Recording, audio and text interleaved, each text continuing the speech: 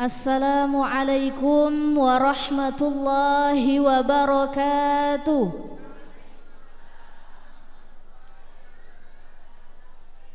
Bismillahirrahmanirrahim. Alhamdulillahi rabbil alamin. Wabihi nasta'in ala umurid dunya waddin. Wa sallallahu ala sayyidina Muhammadin khataman nabiyyin.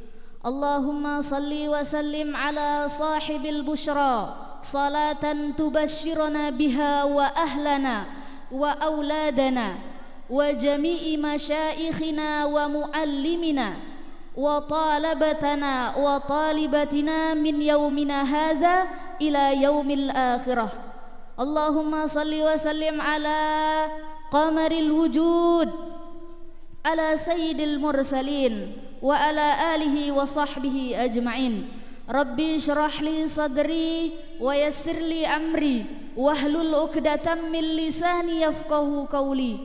Amma ba'du. Pertama-tama marilah kita bersyukur kepada Allah Subhanahu wa taala yang mana pada hari ini kita masih diberikan nikmat yang begitu banyak. Nikmat bisa bernafas, nikmat tadi bisa berjalan ke sini, nikmat bisa makan. Tadi sudah makan semua Ibu? Sudah, alhamdulillah. Nikmat bisa minum, bisa mengayunkan tangan. Akhirnya Allah giring kita ke tempat ini untuk memperingati maulidnya, hari lahirnya baginda Rasul sallallahu alaihi wasallam. Kemudian salawat dan salam tidak lupa kita curahkan kepada Nabi besar Muhammad sallallahu alaihi wasallam, yang mana beliaulah yang telah membawa kita dari alam kegelapan menuju ke alam yang terang menderang penuh dengan ilmu pengetahuan. Mari sama-sama kita melantunkan salawat kepada beliau. Salatullah, salamullah,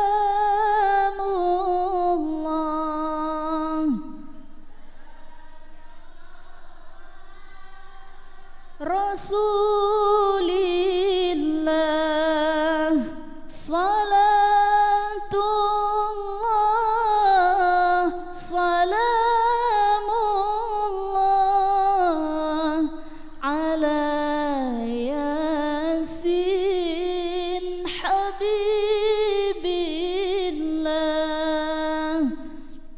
Mudah-mudahan dengan seringnya kita membacakan salawat kepada beliau menjadikan syafaat kita nanti di hari kiamat. Amin ya rabbal alamin.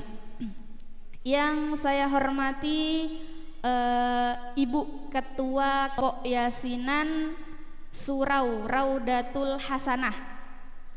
Kemudian yang saya hormati guru saya Al-Mukarramah Al-Ustadzah Ibu Marlina di Guru Ulun di Abbasiyah.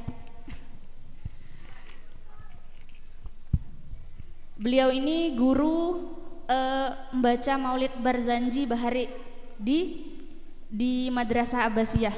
Sampai sekarang beliau tetap menjadi guru saya. Nah, kita doakan beliau panjang umur, sehat walafiat, dikabulkan hajat-hajatnya, amin ya rabbal alamin. Dan yang saya hormati juga ibu-ibu yang hadir pada hari ini. Nah, pada hari ini kita memperingati hari lahirnya baginda Rasulullah. Sudah berapa Rabiul Awal ibu-ibu? 20 atau 21? 21 Rabiul Awal. Sudah banyak nih kita mendengarkan ceramah, faedah dari guru-guru kita. Tapi coba sekarang kita tanya ke diri kita. Dari tanggal 1 Rabiul Awal sampai hari ini, tanggal 21 Rabiul Awal, adakah rasa cinta yang melekat di hati kita rindu kepada Nabi Muhammad.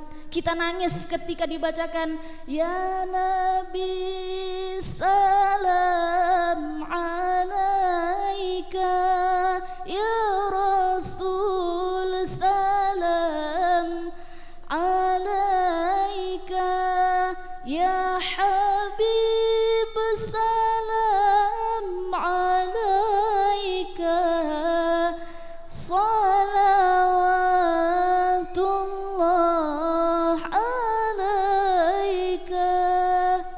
Nah, pernah tidak kita merasakan ya Allah mau ketemu dengan Nabi Muhammad? Oh, mon kaya bubuhan kami ini banyak dosanya, kadang mungkin tetamu Nabi Muhammad. Nah, jangan begitu. Kita harus punya cita-cita untuk bisa bertemu dengan Nabi Muhammad. Setidaknya nanti ketika akhir hidupnya kita, sakaratul maut, Nabi Muhammad yang ngawani kita.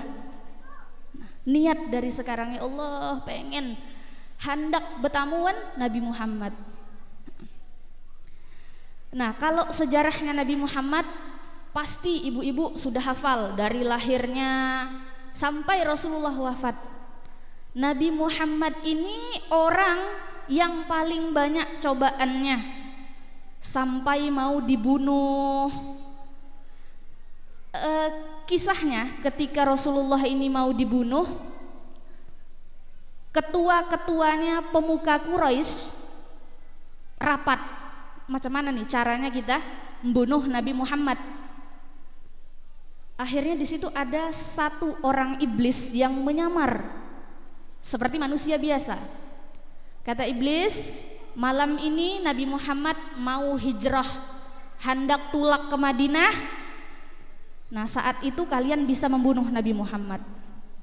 Akhirnya masing-masing satu orang perwakilan dari pemuka Quraisy itu menjaga rumahnya Rasulullah, dikepung rumahnya Rasulullah untuk kalau nanti Rasulullah keluar dari rumah langsung dibunuh.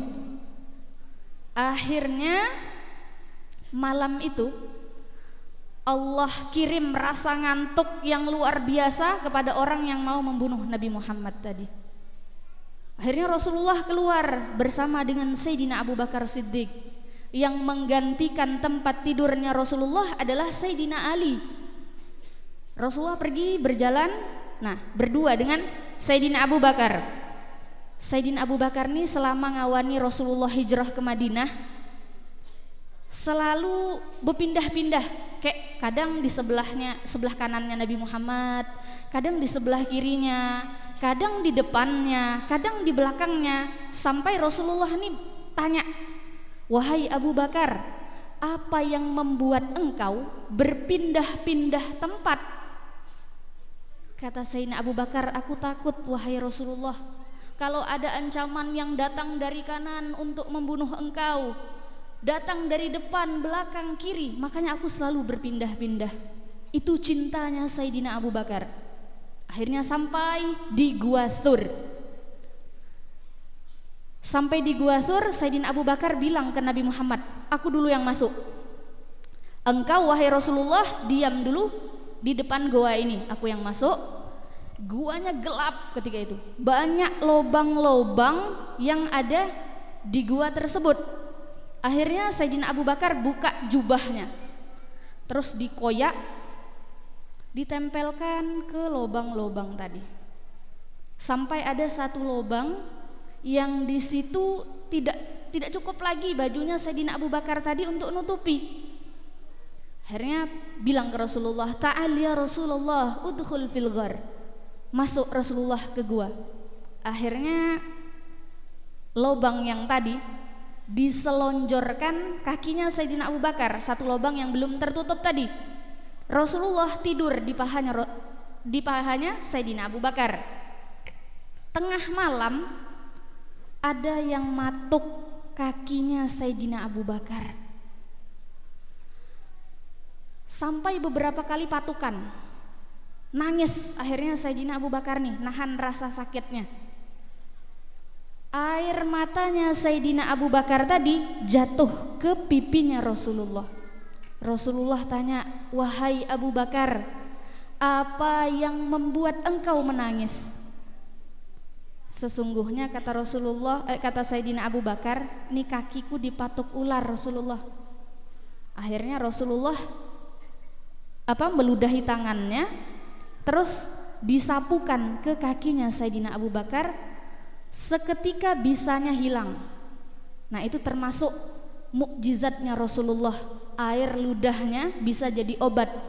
Kalau kita jangan coba-coba. Nah, akhirnya ular tadi keluar dari lubang tadi. Kata ular, "Assalamu alaika ya Rasulullah." Kata ular itu, "Aku dah nunggu engkau.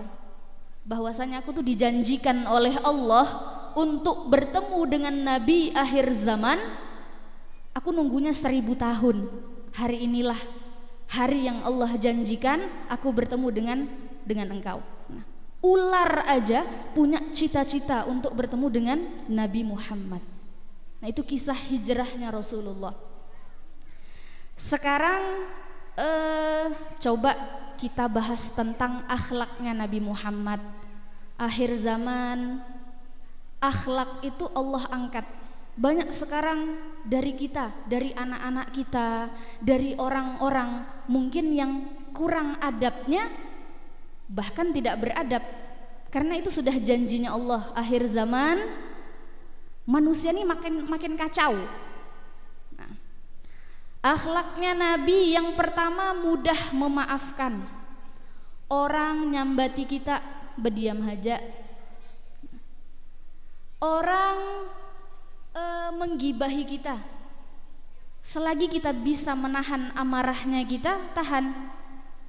Nabi Muhammad ketika berdakwah, ada musuhnya Rasulullah yang paling besar, namanya Abu Lahab. Nah, Abu Lahab nih paman Sidin Sorang. Jadi Abu Lahab pernah suatu hari nggali lobang.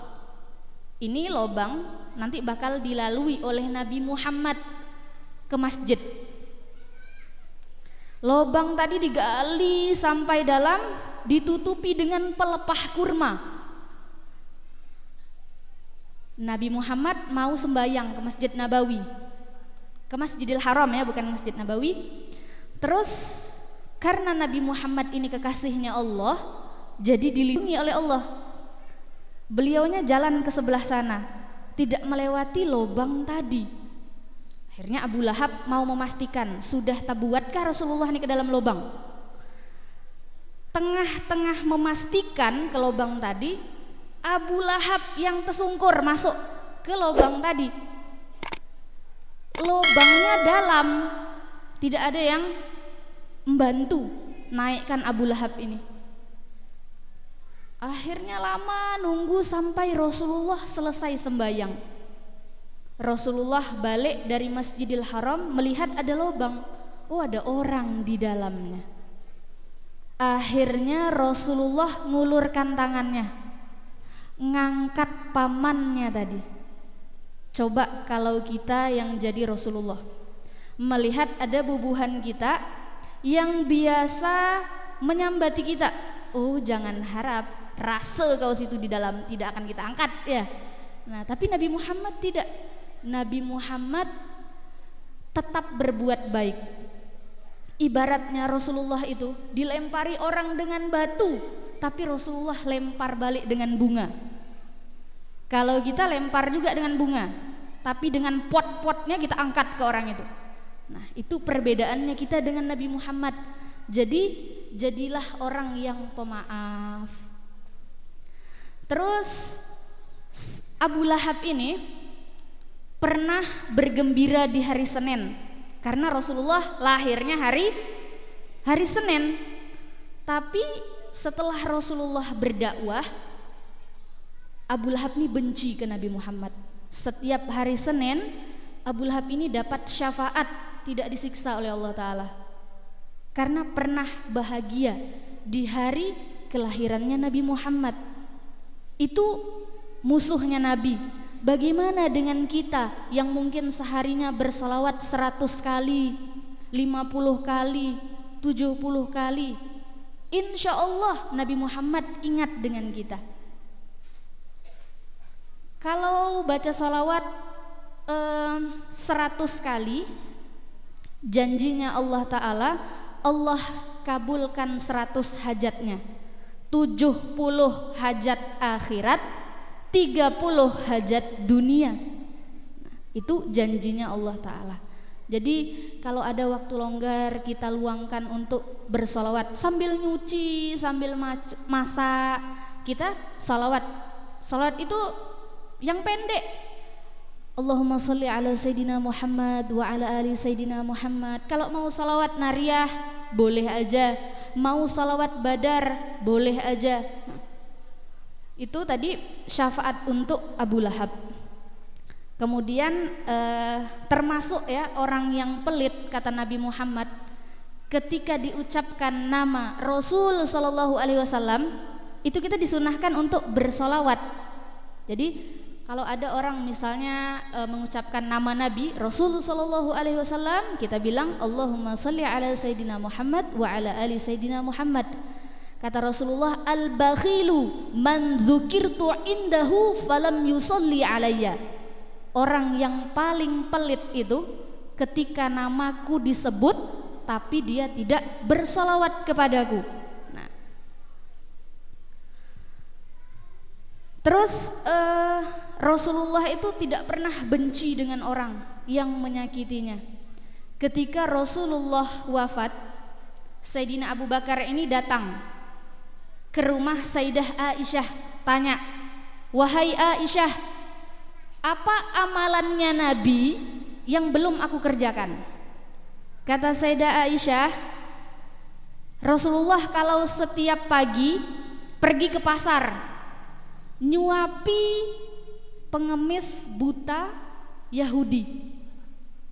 Akhirnya pergi Sayyidina Abu Bakar tadi ke pasar, nengok memang ada orang buta di sana.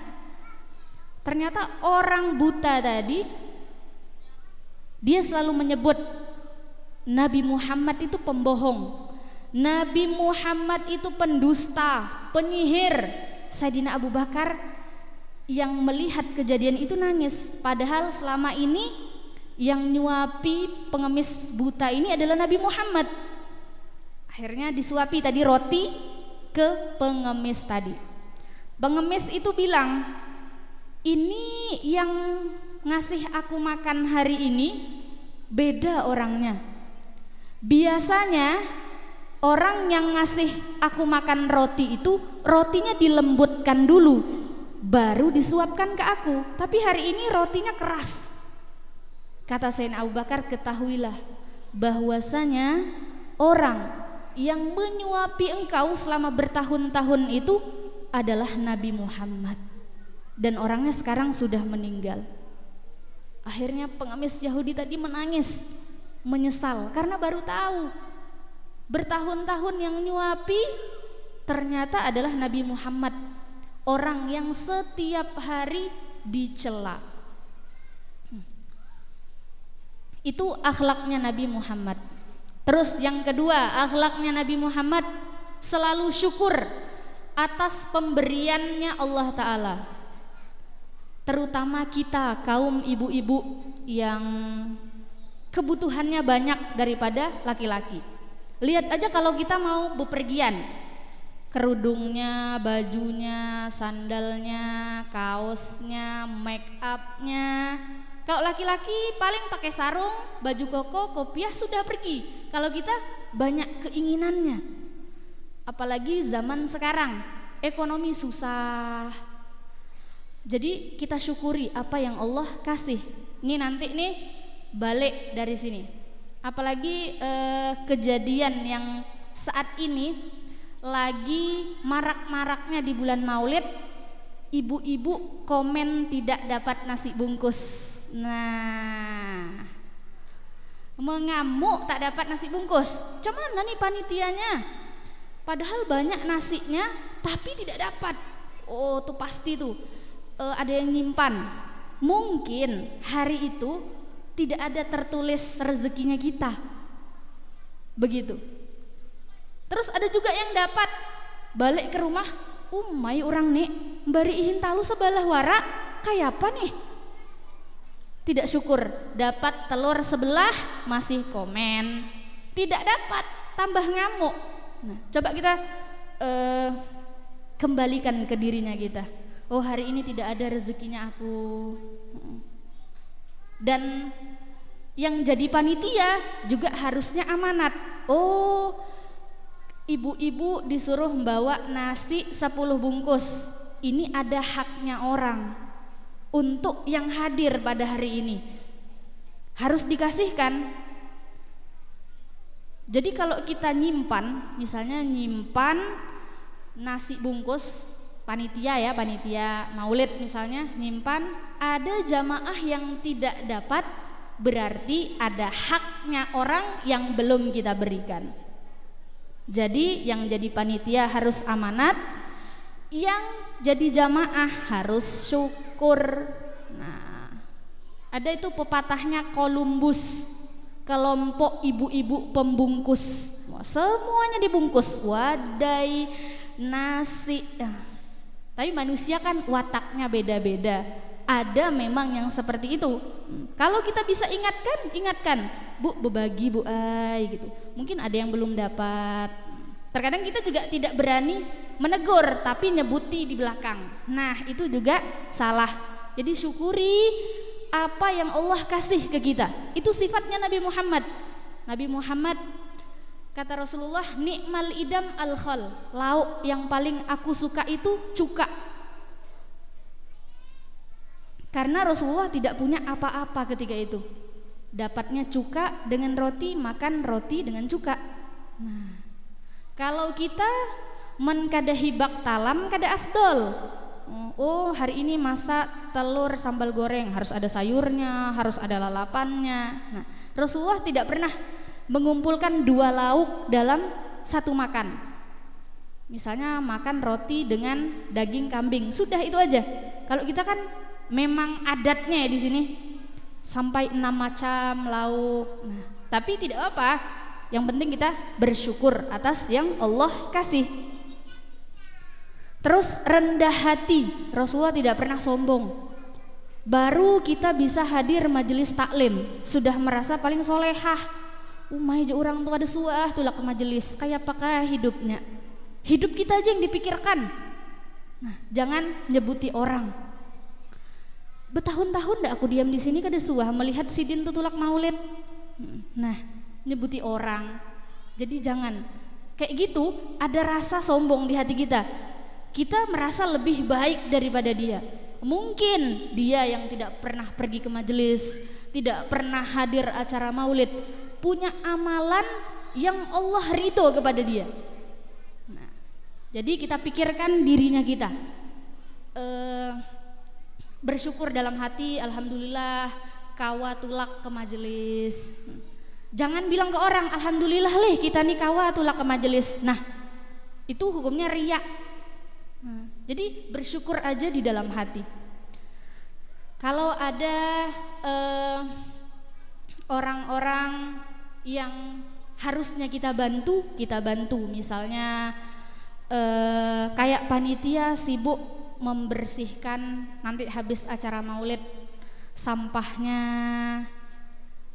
Oh, tak usahlah dibantu, kita juga bukan panitia. Nah, kalau kita mau dapat pahala, kita bantu.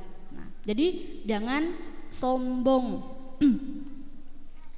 Terus Nabi Muhammad itu sayang dengan orang miskin.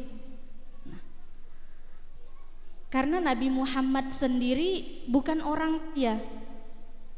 Jadi kalau ada kita melihat tetangga kita kah, saudaranya kita kah, yang kehidupannya itu susah, kita bantu. Setidaknya kita bikin lauk, terus dibanyakkan kuahnya, dikasih ke tetangga. Karena termasuk doa yang Allah ijabahi itu doanya orang miskin. Kita jumpa orang di pasar minta-minta, kan kita tahu tuh pengemis yang dia tuh betulan dengan bohongan. Kenapa sih dia tidak mau kerja? Karena garis kehidupan yang sudah Allah tentukan untuk dia begitu. Jadi di Masjid Ampel, Ibu, di pemakaman Sunan Ampel ada pengemis buta. Bukan buta, pincang, kakinya tidak bisa berjalan. Tapi betulan punya anak 4, sarjana semuanya. Padahal dia pengemis. 1 hari 1 juta dapatnya. Jadi pengemis. Tapi itulah garis kehidupan yang sudah Allah tentukan untuk dia. Kan banyak penziarah kalau di pemakamannya Sunan Ampel. Jadi setiap hari beliau tuh ke pemakamannya Sunan Ampel, minta-minta. Tapi betulan tidak bisa berjalan. Akhirnya Allah kasih rezeki, anaknya 4 sarjana semua. Sayang dengan orang miskin. Kalau misalnya ada keluarga kita yang sakit, terus kita sedekah dengan orang miskin, cari, kalau bisa cari orang miskin tuh, kita kasih 10.000, 5.000, terus doakan ya, ini ada misalnya orang tua aku lagi sakit, semoga cepat sembuh. Insya Allah, Allah ijabahi doanya. Nah, Nabi Sulaiman itu kan nabi yang paling kaya, tapi jaraknya dengan nabi-nabi yang lain masuk surga itu 500 tahun tertinggal daripada nabi yang lain. Karena hisapnya banyak orang kaya nih. Itu kebunmu yang 10 hektar, kemana aja kamu pakai? Emasmu yang berapa mayam, dihisap semuanya. Kalau orang miskin, apa yang mau dihisap kecuali amalnya? Nabi Sulaiman itu saking kayanya, kerikil pekarangan rumahnya emas. Kalau kita kan beda, paling tanah ya, kerikil biasa. Tapi Nabi Sulaiman kerikil pekarangan rumahnya emas, nabi yang paling kaya. Tapi hisapnya panjang. Nah, jadi Nabi Muhammad cinta dengan orang miskin. Terus kalau ada pengemis datang ke rumahnya kita, kalau ada, ini azan ya Bu?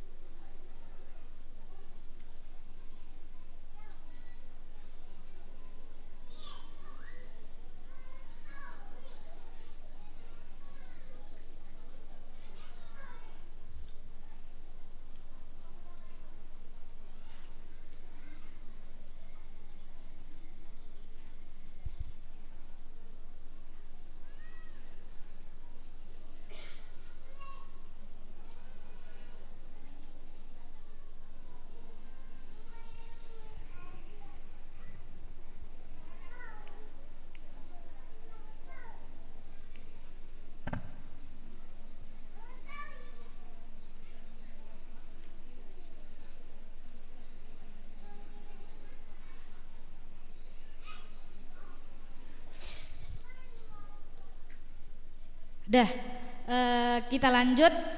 Jadi tadi sedekah dengan orang miskin. Jadi jangan sekali kita tuh menghina orang miskin, karena Nabi Muhammad tidak pernah mengajarkan itu. Ada kisahnya, hikayat bertukar nasib.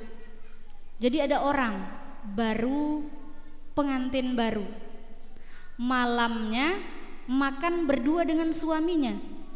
Akhirnya ada orang yang ngetok pintu rumahnya, diketok beberapa kali. Akhirnya istrinya membukakan, ternyata ada pengemis. Bilang ke suaminya, ada pengemis di depan, makanan ini kita sedekahkan, ayo gitu. Tapi suaminya tidak mau. Akhirnya suaminya langsung nerjang pengemis tadi, diusir. Akhirnya habis menerjang pengemis tadi, suaminya tuh langsung kayak kejang-kejang, terus kayak kesurupan gitu, lari dari rumahnya. Akhirnya tidak ada kisah lagi tadi, seorang perempuan yang menikah dengan pemuda tadi. 10 tahun kemudian Yang perempuan tadi dapat suami lagi, nikah. Sama juga kejadiannya, lagi makan sama suaminya, ada orang ngetuk pintu rumahnya. Akhirnya kata suaminya, ajak pengemis tadi makan sama-sama dengan kita. Ketika nengok pengemis tadi, istrinya tuh langsung nangis pergi ke kamar. Terus kata suaminya, apa yang membuat engkau menangis? 10 tahun yang lalu sama kejadiannya seperti ini. Di saat malam pertama aku makan bersama suamiku, ada pengemis yang datang. Dan pengemis itu adalah suamiku yang dulu. Kata suaminya yang baru, tidak tahukah engkau wahai Adinda, pengemis yang datang 10 tahun yang lalu itu adalah aku. Nah, itu takdirnya Allah Ta'ala. Tidak ada yang tahu. Mungkin hari ini kita miskin, tapi akhir hayat bisa jadi Allah jadikan kaya. Ada juga yang sebaliknya, masa mudanya kaya, akhir hidupnya miskin. Ada yang masa mudanya taat, na'udzubillah, akhir hayatnya banyak maksiat. Jadi kita minta dengan Allah kehidupan yang husnul khotimah. Tuh tadi hati-hati dengan orang miskin. Terus selanjutnya akhlaknya Nabi sayang dengan anak yatim. Nah, kebanyakannya anak yatim itu bawaannya memang nakal.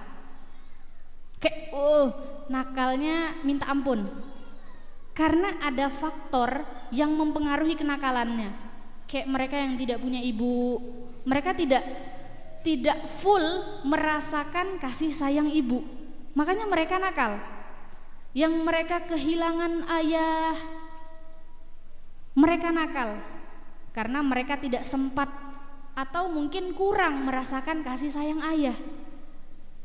Tapi kata Nabi Muhammad, aku dan anak yatim di surga nanti bagaikan jari telunjuk dan jari tengah, saking dekatnya.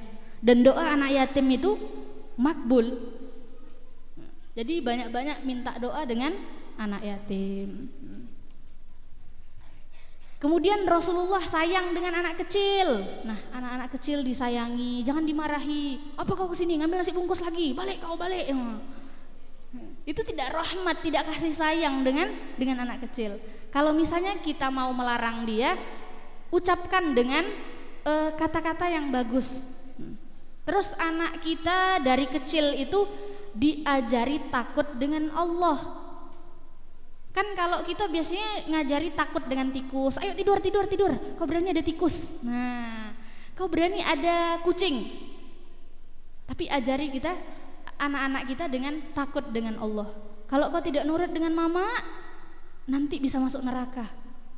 Nah, jadi dari kecil anak kita ditanamkan rasa takut kepada Allah. Rasulullah saking sayangnya dengan anak kecil, cucunya Sayyidina Hasan dan Sayyidina Husain sering naik ke punggungnya Rasulullah, naik. Tapi Rasulullah tidak marah. Sayyidina Hasan sering dicium bibirnya oleh Rasulullah. Kenapa? Karena itu isyarat Sayyidina Hasan itu meninggal gara-gara diracuni oleh istrinya. Sayyidina Husain sering dicium di bagian lehernya. Karena Sayyidina Husain ini meninggalnya ditebas lehernya, putus. Itu kejadian 10 Muharram, kejadian Karbala. Sayyidina Husain dibunuh. Padahal Sayyidina Husain itu sudah meninggal dengan 90 tusukan pedang yang ada di badannya. Tapi karena orang-orang yang tidak memiliki iman kepada Allah berani memenggal kepala cucunya Nabi Muhammad. Akhirnya orang-orang yang terlibat di pembunuhannya Sayyidina Husain itu semuanya gila. Jadi sayangi anak kecil. Terus Rasulullah sayang dengan binatang, tapi bukan binatang buas. Jangan pula kita pelihara ular di rumah, karena itu membahayakan kita. Yang Rasulullah paling sayang tuh kucing. Nah, Kucing. Kucing kesayangannya Rasulullah namanya Mu'izzah, warnanya putih. Terus untanya Rasulullah itu termasuk 10 hewan yang dijanjikan Allah masuk surga. Jadi sayangi binatang. Kayak misalnya kita jumpa di kebun tupai. Kita sengaja nebas buntutnya dengan parang, padahal dia tidak ganggu kita. Berarti kita tidak sayang, tidak rahmat dengan binatang. Tapi kalau misalnya ada harimau di kebunnya kita, jangan coba-coba kita elus. Jadi kita bedakan hewan yang harusnya kita sayangi dengan hewan yang harusnya kita hindari. Terus Rasulullah itu adil, terutama dengan istrinya. Istrinya Rasulullah ada berapa, Bu? Ada 11. Kenapa Rasulullah banyak istrinya? Karena itu suatu keistimewaan yang Allah kasih. Allah sendiri yang membolehkan. Tapi kalau laki-laki yang lain bolehnya berapa, Bu? 4 ya. Jadi jangan marah kalau misalnya suaminya punya istri 2 atau 3, karena itu suatu kebolehan yang dibolehkan. Itu keistimewaan bagi laki-laki yang Allah kasih. Adilnya Rasulullah dalam hal rumah tangga, istrinya 11. Yang paling sering cemburu itu Sayyidah Aisyah radhiyallahu anha, karena umurnya memang lebih kecil. Jadi Sayyidah Aisyah ini ngumpulkan semua istrinya Rasulullah. Terus Rasulullah di tengah-tengah. Kata Sayyidah Aisyah, Rasulullah, tunjukkan ke kami semua nih istri yang paling kau sayangi. Oke, kata Rasulullah, kalian pejam mata semuanya. Nanti istri yang paling aku sayangi, aku kasih sebutir kurma. Akhirnya pejam mata semuanya. Ke-11 istrinya dikasih semuanya kurma. Jadi pas buka ada kurma, aku yang paling dicintai oleh Nabi. Padahal semuanya dikasih. Itu adilnya Rasulullah. Baik dari segi pemerintahannya, Rasulullah adil. Kalau yang salah tetap salah. Walaupun dari keluarganya tetap harus dibetulkan Nabi Muhammad.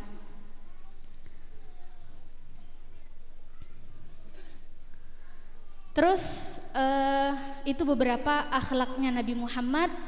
Mudah-mudahan kita dapat mengamalkan sedikit demi sedikit daripada akhlaknya Nabi Muhammad.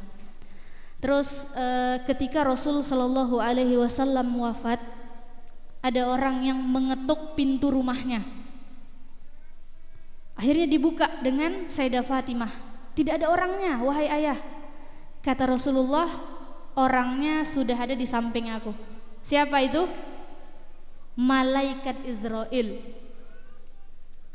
Malaikat Israel ini, Bu, kalau diceritakan di dalam kitab Daqaiqul Akhbar, malaikat Israel punya 400 sayap. Tapi jangan dibayangkan, kita cukup tahu malaikat punya 400 sayap. Terus punya 70.000 kaki, punya 4 kepala. Jadi tergantung seseorang itu nanti keadaannya bagaimana, dari kepala itulah malaikat Israel bakal mencabut nyawanya. Dulu ketika Allah Subhanahu wa taala menciptakan alam semesta ini, para malaikat itu tidak pernah melihat wujudnya malaikat Israel. Akhirnya Allah kumpulkan semua malaikat. Aku mau nunjukkan satu hambaku namanya Israel. Berbaris semuanya malaikat. Malaikat itu bukan 10 aja. Kan ada malaikat yang di langit pertama tugasnya dia sujud saja kepada Allah sampai hari kiamat. Ada lagi malaikat di langit kedua yang dia tuh ruku sampai hari kiamat, ibadahnya ruku. Berjuta-juta malaikat berbaris. Ketika melihat wujudnya malaikat Israel, seluruh malaikat pingsan selama 1000 tahun. Nah kita kalau ketemu, inna lillahi wa inna ilaihi rajiun. Jadi akhir hayatnya Nabi Muhammad ketika beliau sakaratul maut, Tidak ada yang bisa membayangkan rasa sakitnya sakaratul maut itu, karena Nabi sendiri merasakannya. Nabi Muhammad itu ditarik nyawanya selembut-lembutnya tarikan. Kalau kita manusia biasa, rasanya seperti 70 kali tusukan pedang. Mungkin hanya orang yang sudah mengalami itu yang bisa merasakan. Makanya orang kalau sakaratul maut tuh pucat, bibirnya, kakinya dingin, keluar keringat, karena ditarik nyawa itu dari kaki. Nanti berhenti di lutut, berproses, bukan ditarik gitu langsung, tidak. Berproses, berhenti di lutut, berhenti lagi di perut, di dada. Nanti tarikan yang keras itu nih dari mulut sampai ke ubun-ubun. Nabi Muhammad bilang, apakah nanti umatku juga bakal merasakan rasa sakit yang seperti ini? Kata malaikat Israel, iya. Maka timpakan separuh dari rasa sakit itu kepadaku. Jadi nanti kita ketika sakaratul maut separuhnya udah ditanggung oleh Nabi Muhammad. Itu bentuk cintanya Nabi Muhammad kepada kita. Sekarang kita, bentuk cintanya kita kepada Nabi Muhammad itu apa? Setidaknya kita luangkan waktunya kita untuk bersalawat kepada Nabi Muhammad. Mungkin punya cita-cita bisa ziaratun Nabi, bisa menangis di depannya Raudhah.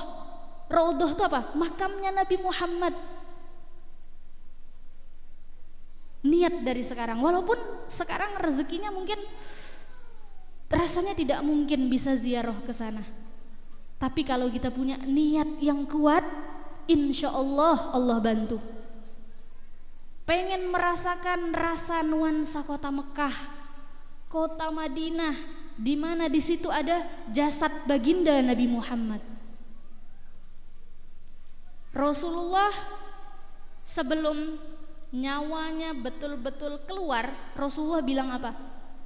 An-nisa, an-nisa, jaga perempuan-perempuannya kalian, karena perempuan ini banyak fitnahnya, auratnya banyak yang harus ditutup. Terus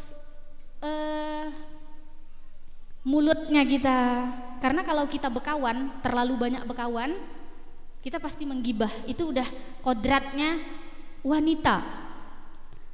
Karena ada penelitian kalau perempuan itu seharinya mengucapkan kalimat 20.000 kata, Bu.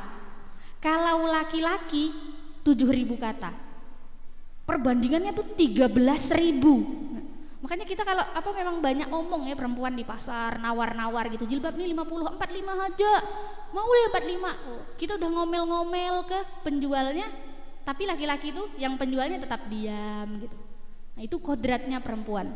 Jadi Nabi Muhammad berpesan sebelum akhir hayatnya, jaga perempuan-perempuannya kalian, terutama anak-anaknya kita yang perempuan. Perhatikan mereka keluar sama siapa, yang nemani mereka orang yang mahramnya atau tidak.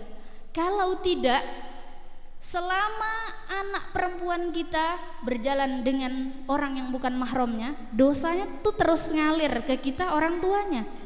Anak kita sudah menutup aurat tidak, ketika keluar rumah jilbabnya. Karena Rasulullah tuh melihat banyak penghuni neraka itu perempuan. Makanya Rasulullah ingatkan untuk menjaga perempuan-perempuannya kita. Karena kalau kita berbicara tentang neraka, panasnya api neraka, tidak bisa dibayangkan. Hari ini panas atau tidak, Bu? Panas ya. Nah, itu tidak ada bandingannya dengan api neraka.